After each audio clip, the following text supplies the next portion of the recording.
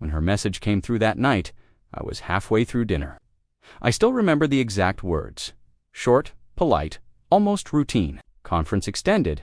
Be home next 2 weeks. There was nothing suspicious in those words. No cracks to look through, no tone to doubt. Just a normal text from a woman I loved and trusted. I put the phone down and smiled.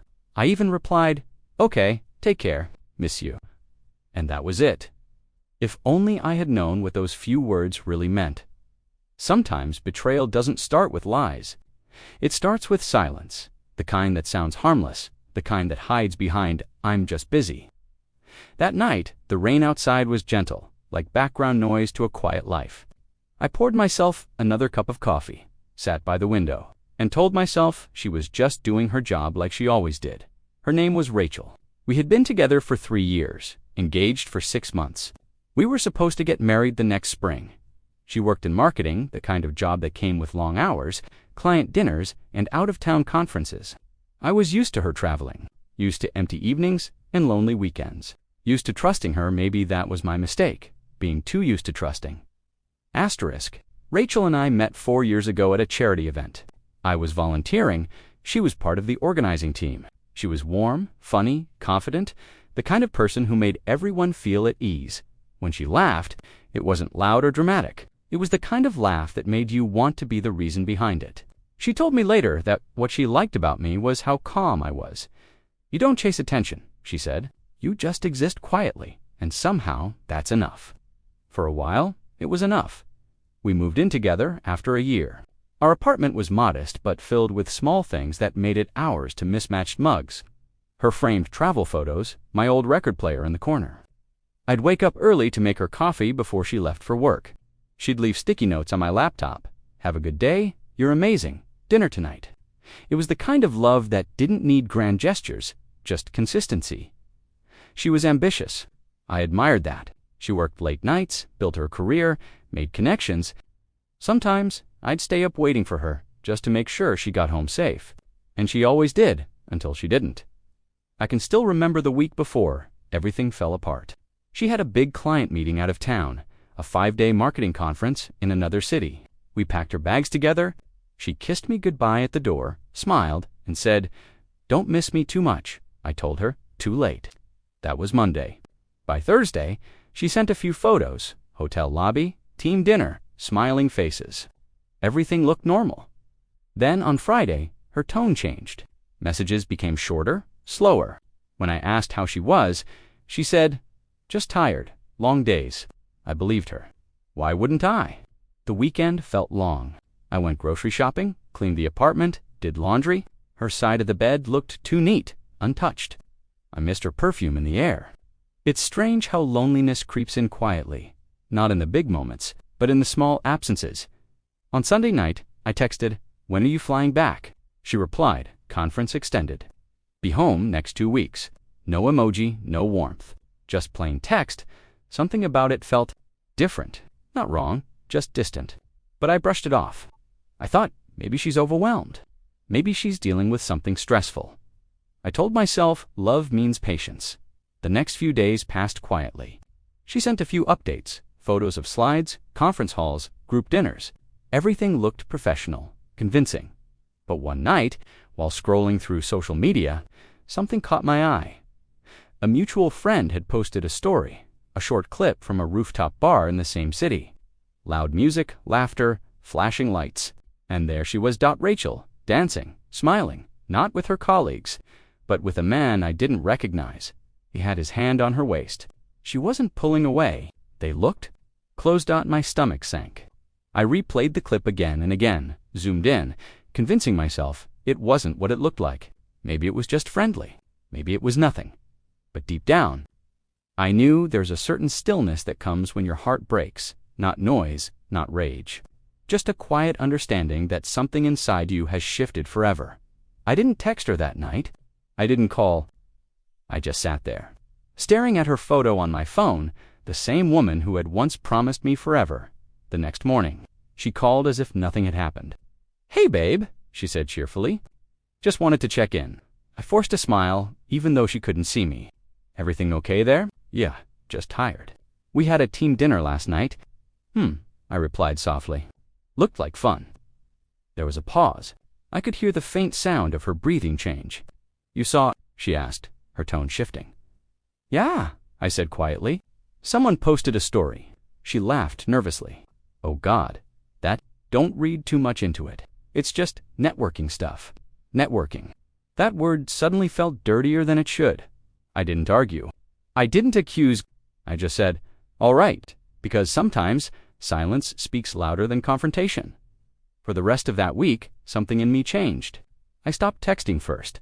I stopped waiting for her calls. I stopped imagining a future that now felt like a lie. Instead, I started watching, quietly, carefully. I checked her social media again. The same man appeared in more photos, always near her, always smiling, always there. Her captions grew vaguer, her tone lighter. She looked free, and that's when I realized she wasn't planning to come home at all.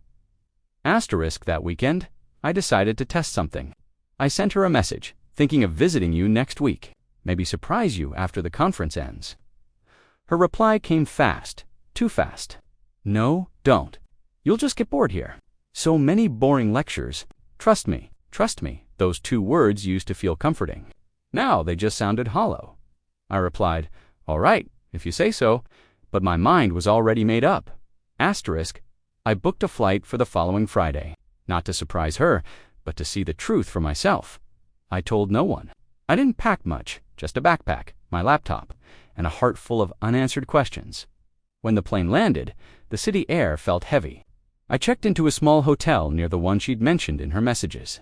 From my room, I could see the conference center across the street. Banners, people, and what I saw changed me forever. The city felt unfamiliar, even though I'd been there years ago. Maybe it was because this time, I wasn't there to explore or enjoy anything. I was there to find the truth. I spent most of that first evening walking around the area she'd mentioned in her texts. The conference center was lit up, banners fluttering in the wind, people laughing as they stepped out in groups. I kept my distance. My heart beat like it was trying to warn me not to look, and then I saw her. Rachel. She walked out of the main entrance wearing a black coat, her hair tied up the way she used to when she wanted to look professional. She looked radiant, confident, like the woman I fell in love with. Only now she wasn't alone. The same man from the video. They were laughing together, too close, too comfortable. I stood behind a parked car, watching them walk toward the street corner, her arm brushing against his like it belonged there. My chest tightened. The streetlights flickered. The world moved. But I just stood still. Part of me wanted to confront her right there, to walk up, say her name, and watch her face when she realized I'd seen everything. But another part, the quieter, stronger part, told me not to. Not yet. She hadn't told me the truth. So I'd let her keep lying long enough to see how deep the lies went. I followed them at a distance. They stopped by a restaurant, one of those rooftop places where the city looks like a dream. She had once told me she wanted to go there with me. I never got the chance. I watched them sit side by side, laughing under the warm lights. Their body language said everything words couldn't. She leaned in when he talked. He touched her hand when he made her laugh. There was no conference left in that night, only comfort, intimacy, familiarity. I felt a strange calm wash over me. No anger, no shouting inside. Just a deep, heavy stillness. The kind that comes when your heart finally accepts what your mind already knows. She wasn't mine anymore. Maybe she never truly was. I turned around and walked away. The city noises blurred together. Car horns, laughter. Footsteps, none of it reached me. Back at my hotel, I sat by the window again, the same way I used to back home. Only this time, the reflection looking back at me felt older. Tired but clear. I opened my phone and scrolled through our old messages. Miss you, drive safe, love you more. They all read like echoes from a different life. I didn't sleep that night. I didn't need to. Something inside me had already shut down and rebuilt itself into something quieter, colder, but stronger. The next morning, I made a plan. Not to hurt her, no. I just wanted to make sure she never had the chance to hurt me again. I waited 2 more days. During that time, I saw them together twice more. Once at breakfast in the hotel cafe, once walking in the park, holding hands like a couple who had nothing to hide, She didn't even look over her shoulder. That's what trust does. It blinds you into thinking you'll never be caught. On the third day, I walked into the same hotel lobby she was staying in. The receptionist smiled and asked if I was checking in. I told him yes, gave a name slightly different from hers, and asked for a room 1 floor below. That evening, I saw them again, this time entering the elevator together, laughing, whispering. The doors closed before she saw me. When they did, I realized something. The ache was gone. In its place was clarity. I wasn't her victim anymore. I was a man who had seen enough to let go completely. I stayed another night, just to be sure, and by morning I booked an early flight home. On the plane, I stared out the window as the clouds drifted beneath us. I wasn't thinking about revenge or confrontation. I was thinking about how people can love you one moment and lie to you the next, without hesitation, without guilt. When I landed, the apartment felt smaller. The walls carried her laughter. The couch still smelled faintly like her perfume. But instead of sadness, I felt a strange sense of ownership again. This was my home. Mine, not ours. I started cleaning. I took down our photos one by one and placed them face down in a box. Every frame I touched felt lighter. I packed her things neatly, the dresses, the shoes, the books she'd left half-read, not out of spite, but out of finality. When I finished, I wrote her a note and placed it on the kitchen counter. Your things are here. Take them whenever you're back. No explanations needed. I wish you peace. No anger, no blame. Just closure. Then I changed the locks.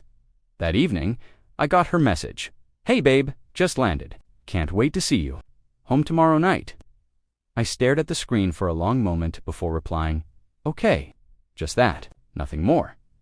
The next day, I went to work, like usual. I didn't tell anyone what had happened. Some things don't need to be shared, they just need to be lived through. Around 8 p.m., my phone buzzed. Her name lit up the screen. I let it ring once, twice, then picked up. Hey, she said, her voice light. I'm outside. Why isn't my key working? I took a slow breath. Because it's not your place anymore. There was silence on the other end. I could almost hear her trying to process what that meant. What, she said finally. You'll find your things inside. I left the door unlocked for now. Wait, what's going on? Why are you? I didn't answer. I hung up. For a while, I stood by the window watching the street below. When she arrived, I saw her walk up to the door, her suitcase dragging behind her. She hesitated, pushed the door open, and disappeared inside. A few minutes later, the lights flicked on. Through the curtains, I could see her moving around, opening drawers, picking up the note, freezing. Even from a distance, I could tell when she read it. She just stopped. No movement, no sound. Then she sat on the couch, the same one where we used to watch movies, and buried her face in her hands. That image stayed with me, not because it gave me satisfaction, but because it finally ended something that had been dying slowly for months. After a while, she left, locked the door behind her for the last time. I didn't follow. I didn't look back. That night, I made myself tea, turned on some soft music, and sat in silence. Peace doesn't always feel joyful at first. Sometimes it feels empty, but emptiness can be a new beginning too. In the days that followed, she tried to reach out. A few texts, a call I didn't answer, a long message full of apologies and explanations. She said it was a mistake, that she got caught up, that it didn't mean anything. I didn't reply. People often think closure comes from confrontation, but I learned it doesn't. Closure comes when you stop needing answers. A week later, I donated the box with her framed photos and the little things that reminded me of us. The apartment felt lighter, almost as if it had exhaled with me one night. Lena, a friend from work, came by to return something I'd lent her. We ended up talking for hours, not about love or heartbreak, just life. It was the first time in months that I laughed without forcing it. I realized then that healing isn't dramatic. It's small, quiet moments where you start feeling normal again without noticing. A month passed. One morning, I got another message from Rachel. I understand if you don't forgive me, but I miss you. I hope you're okay. I stared at it for a while, then smiled faintly and deleted it. Not out of bitterness, out of peace. The love I had for her didn't vanish. It just changed form from attachment to acceptance. Looking back, that text she sent, conference extended, be home next 2 weeks, was the moment my life split in two Before and after. Before, I believed in us. After, I believed in myself. Sometimes betrayal doesn't destroy you. It redirects you.